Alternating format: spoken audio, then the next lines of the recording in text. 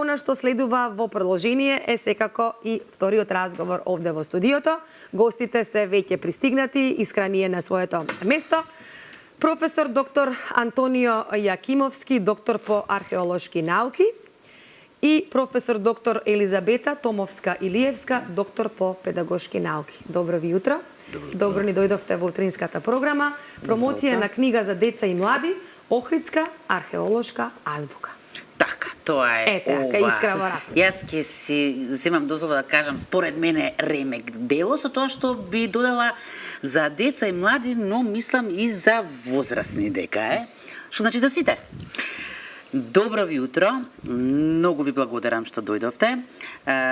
Сега не треба да ги двојам нештата, ама особено се радувам на овој разговор, токму поради ова дело. Сите кога разбравме овде во телевизија за ова дело, буквално сите некако со радост го примивме. Не само поради трудот, кој што очигледно е голем да се создаде една ваква археолошка азбука, збирка, да речеме, но првенствено поради идејата. Затоа што кога што разбрав, не само што е ова прво вакво дело кај нас, туку воопшто и во регионот. Така што јас би започнала тоа, од идејата. Како започна се? Добро утро прво, поздрав до сите ваши гледачи. Значи, идејата е подолготрајна. Започнавме негде околу 2012 со изработка најпрво на археолошки лексикон, кој што го работевме 10 години на 500 страни, на 3000 поими, има и околу 30 на луѓе вклучени за да ги извадат поимите. Тројца сме тие што го направивме комплетно и тој излезе од печат во 2022 година. Тука настапува колешката Елизабета Томовска-Илиевска, која што како педагог, доктор по педагошки науки, виде во тоа, го виде ова и рече мораме да го направиме ова. Меѓутоа, тука сега се соочивме со еден проблем, кој што значи да се прилагоди, ова да се прилагоди за деца.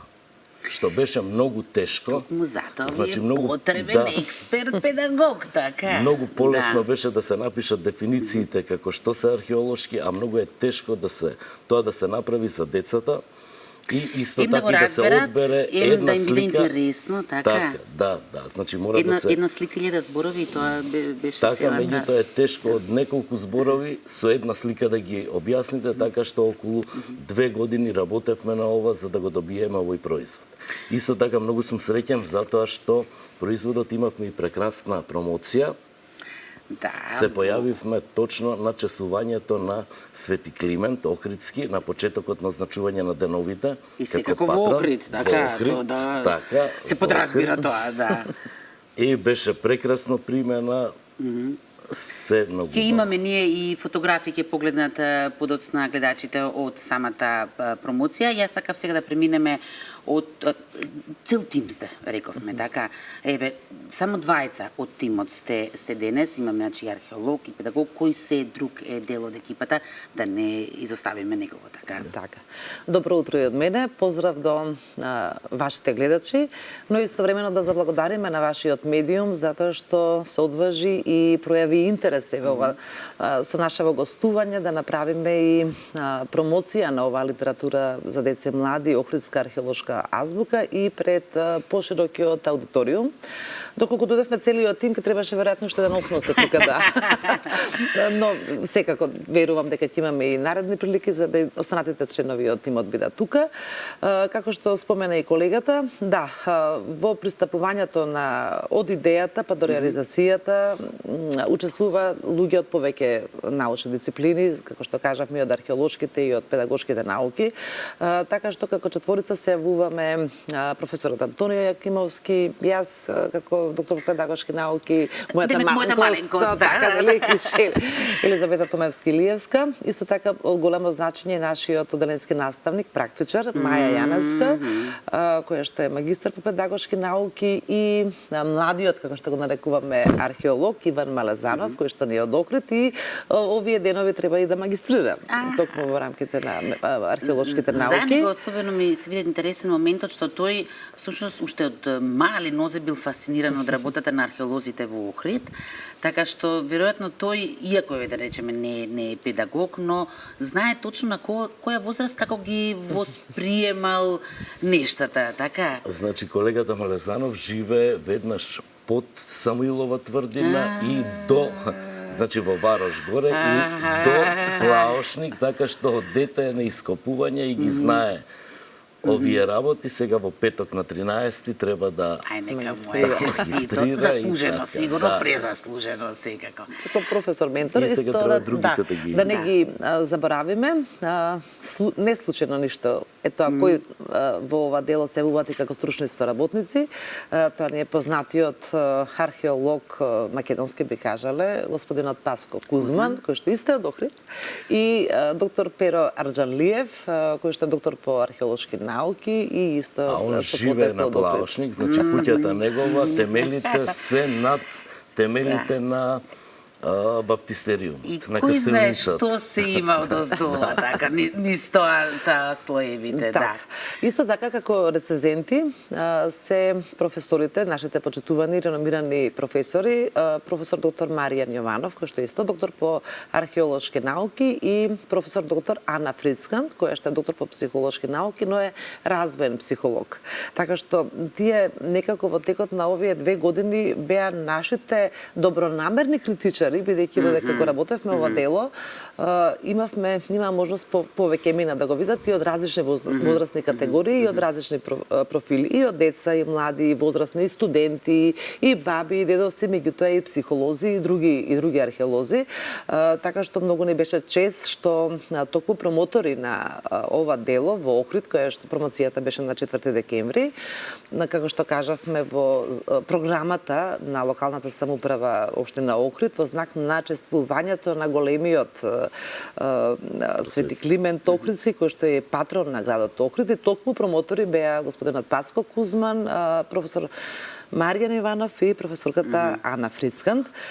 Исто така би сакале да споменеме уште наш јавно да се заблагодариме дека можноста да ова дело ја доживее својата виделина е почитуваниот градоначалник доктор Кирил Пецаков, кој што е градоначалник на општината Охрид и со кого за многу кратко време, од кога ја објаснивме идејата, со нашиот телан, ентузијазам, не требаше многу време, вели, почнувате и работете.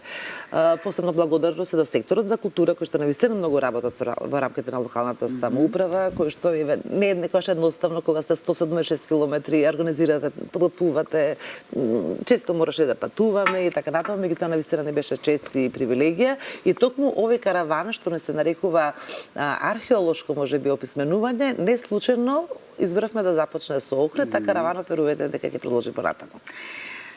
Оваа книга не е во продажба, бидејќи веќе го споменавте градоначалникот, ја споменавте општина Охрид, беше доделена на третоделенци. Така? Бесплатно, така. Зошто токму третоделенци? Поставуваат да наведум лесно, но ова е многу сложено прашање. Зошто? Затоа што целта, основната цел на ова дело има 2 цели, меѓутоа главната цел е преку ова дело, преку ова литература за деца и млади, јазично и археолошки да описменуваме. Описменување е можеби тежок збор, меѓутоа не само што не е податен, не треба да се случува во рано училишната возраст, кога завршува на крајот на третото оделение, и сметавме дека кога веќе завршува тоа процесот на почетното јазично описменување на крај на третото оделение, кога веќе од учениците очекуваме дека читаат со разбирање, читаат повеќе сложни зборови, да токму биде фокус таа група. Меѓутоа, кога говориме дека археолошки описменува, мораме да кажеме дека ова дело, како не велат наши пријатели, кои што си од фелата, меѓутоа и од општата јавност, вели сте сгрешиле.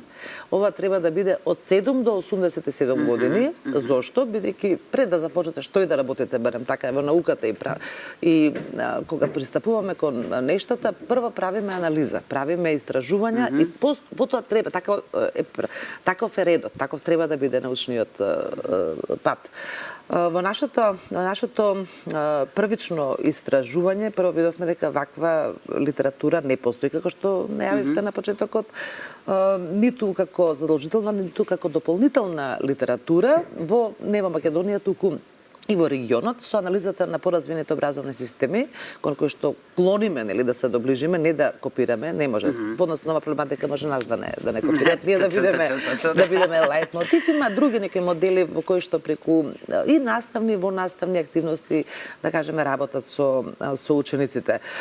Сега прашавте, да, започнавме со трето оделенците, меѓутоа оние кои што гравитираат во општинските основни охридски училишта, така што беше поделено на околу 500 и нешто на бесплатни примероци. Да кажеме, околу 700 примероци се поделени, тие се влезени во 700 домови и е многу интересно дека со тие деца нивните родители ќе работат и поширокото. Значи ова има сега веќе. Ќе видиме кои се кога ќе работат, дали децата се родителите или родителите со со децата. Неколку илјади. За среќа имаме обезбедено средства повторно од општина Охрид, имаме обезбедено средства да испечатиме и за следната година повторно уште трето 700 и повторно трето оделенците повторно да добијат. Се надевам дека ќе стигнеме до бројката 3,5, која што Свети Климент ја постигна со Јас сакам малку сега, јас сакам на брзинка се описменувам овде. Апсолутно дека секому е потребно. Еве да речеме, може да разбие многу заблуди што сме имале. Некои работи што мислиме дека се факти, а сами сме си ги употребуваме неправилно, а очигледно дека не се. Еве да речеме, ми споменате, еве професор ќе ни дообјасните ова. Сите го нарекуваме античкиот театар во Охрид амфитеатар. Но тоа е првата заблуда, така? Тоа воопшто не бил амфитеатар. Да, во Македонија немаме амфитеатар, значи имаме 4 театри во поголемите градови, како што се Скупи, Стоби, Лихнит, Охрид и Хераклеа, меѓутоа сите се тие театри. Театар значи подковица, односно едниот дел, додека кога е значи овал, тогаш тоа значи амфи театар, значи од двете страни. Тоа се два споени театри, значи тој овалниот, како што е Колосеумот, арената во Пула, тоа се амфитеатри. А овие што ги имаме кај нас и тој во Охрид конкретно е театар. Една заблуда е решена уште сега на емисијава, да. А за другите заблуди секако дека би сакала да им кажам може да се ја набават, за жал не може да ја набават, но ево возможивме за двајца гледачи кои што ќе се јават и ќе ги остават податоците, ќе може да се дојдат во Алфа телевизија да го подигнат ова ремек дело, реков, ако е насловено како азбука. Друго имам едно значајно прашање, барем според мене. Знаеме каква ризница е Охрид, какво непроценливо историско, културолошко, културно наследство. Колку беше тежок делот од сето тоа да се одвои нешто што ќе инаку невозможно во една книга да се смести тоа, така? Сега како паѓаше таа одлука, што да се стави, а што да се исклучи за жал? Пробавме да ги направиме најинтересните, значи најзначајните и најинтересните моменти, исто така ограничени сме што на секој поим треба на секоја буква имаме само по 3, можност по 3. Сега тука влегува и нешто интернационално кое што е многу битно, например археологија, што е не можеме се да додиме така што е тоа комбинирано. Значи по 3 поими за секоја буква. За секоја буква околу 100 поими имаме. Значи подлежи на надградба во иднина, па да има по 5 поима, да речеме, на секоја буква, така. Видите, кажате дека тука и педагозите кои ќе замешаат прсти, моравме да водиме правила, да водиме грижа и за некои основни дидактички правила, прво на возраста на која што ние се обраќаме. И од таа причина зошто 3? Бидејќи концептот е за сите 30, за секоја 31 буква од македонската азбука, од кириличното писмо, се одлучивме таа да биде испишана со голема печатна буква, при тоа да следуваат 3 поими, кои што започнуваат со буквата која што ја обработуваме. За да понатаму истата тој поим кој што започнува на пример на буквата П биде објаснет, меѓутоа да биде методички обликуван со цел да биде јасен, разбирлив, податлив кај на оние на кои што им се обраќаме, односно тоа се децата од најмалата возраст, меѓутоа истовремено треба да биде и подкрепено со слика, фотографија или цртеж. На тој начин ние пристапуваме да ова идејата беше да и се уште е да ова дело биде достапно за оние кои што се можеби во првото деление, кои што ги изучуваат буквите кога се описменуваат, нема да очекуваме од нив да читаат повеќе сложни зборови во првото деление, иако пак индивидуализирано ако пристапуваме, имаме деца кои што и читаат повеќе сложни зборови. Меѓутоа, со самото тоа што тие ја учат на некој начин буквата, при тоа не може, бидејќи имаме колоритен дизајн во целото дело, тоа беше исто така еден од принципите за да ние го привлечеме вниманието, интересот да биде да уживаат кога гледаат и да го малку некако еден вид на сликовница да го перцепираат. Не така што како што ќе гледаат сликата, можеби ќе прашаат фотографијата, ќе прашаат наставникот, ќе прашаат родителот, старателот, бабата и дедото. Што значи тоа? И на тој начин понатаму го перцепираат и зборот, што значи дека првиот чекор е и кон глобалното читање. А што читаме? Читаме токму поими кои што се извлечени од археологијата. Има можеби некои што се со потешко и за изговарање, нели, и за објаснувањето. Тука не беше нашиот практичар Маја, кој што целовремено правеше тестирање на нашите хипотези во училиштето и ние имавме ревидирање за цело време, меѓутоа затоа велам дека различни профили кои што учествуваа си го направија својот баланс, а при тоа имавме и една целовремена јазична корекција од страна на нашата лекторка на Валентина Бечваровска, би сакале да ја споменеме да се заблагодариме. При тоа сакаме да кажеме дека на овој начин, освен што го посветивме за Свети Климент, освен што промоцијата направивме во зародишот на писменоста, меѓутоа тоа е зародишот и на јазичната и на археолошката писменост на нашиот Охрид. Ние со овој начин, освен што описменуваме, воспитуваме и образуваме, меѓутоа идејата не беше ајде нешто да направиме и да ги здружиме сите сили. Така што покажавме еден добар концепт како може да се направи едно мрежување, поврзување помеѓу високото образование, локалната самоуправа, невладиниот сектор, меѓутоа и општествено одговорните компании. Кога се сака, кога се има добра идеја и добра цел, секако дека се може. Мене ми е многу жал што за жал нашето време истече, кога се има 20 професори, 20 минути е навистина прекус термин. Уште не почнавме, да, точно. Ние сега малку начинавме за книгата, сакавме многу повеќе, но и можеме го ставиме за друг пат. Тоа се напорите што ги правите заедно со Министерството за образование и наука, заедно со Министерството за култура, културното наследство да стане и дел од наставната програма. Така, прво целта со ова е да ја поттикнеме, значи, љубовта кај децата за своето културно наследство. Значи, за онаа што го имаат низ Охрид, они го гледаат секој ден, кога го гледате секој ден, тоа ви е небитно, тоа ви е. Меѓутоа вака кога ќе го видите, кога ќе прочитате, ќе помислите, ќе речете, па ќе се почувствуваш и горд, леле, каде живееш, така, да. Така што првенствено ние тоа идејата, после еве и да влезе ако може во. И освен тоа, ова не се, како што рековме, имате и следни планови, така што тоа ќе го ставиме за ваше следно гостување и се надеваме дека тоа ќе биде што е возможно поскоро. Може така. Секако и меѓу другото со преку оваа Охридска археолошка азбука имаме освестување. Свеста за сопственото, за националното културно наследство треба да се започне од најмала возраст. Па дури можеме и во градинките да започнеме. Истовремено и тие што не беа помагатели, општествено со префикс со одговорни компании, сите се охридски, во издание печатницата што го препознале ова, Коста Абраш, но на овој начин сега ние нели поетата да не се оптерети буџетот на семејствата од Охрид и тие ќе го имаат. Така таленците наредната година е поголем број на ученици, меѓутоа што останува со другите деца ученици? И така што имаме сега големи прашања, а зошто ние да немаме вакво нешто? Зошто ние да не можеме да го набавиме така натаму? Па треба да учествуваат и нивните општини, тогаш сигурно не може. Се разбира, има различни модели на кои што ние нели голема еуфорија, љубопит, ентузијазам, но верувајте по промоцијата имаме уште поголем ентузијазам и веќе нашиот тим работи на наредни чекори кои што ќе ги обзнаниме еве во наредната година. Многу ви благодарам и на двајцата, Ирена, прости ни што пробивме малку во терминот, но мислам дека ова вредеше така. Секако да.